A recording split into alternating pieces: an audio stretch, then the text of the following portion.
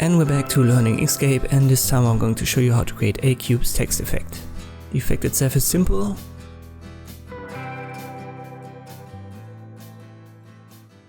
Size it up holding Control.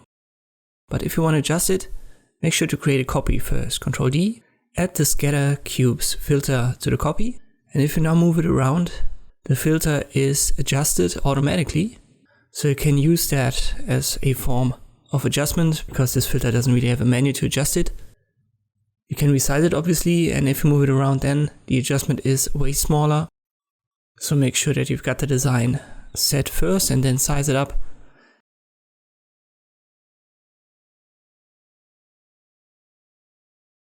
You can also adjust it by adding the sharpen more image effect. It helps a little bit.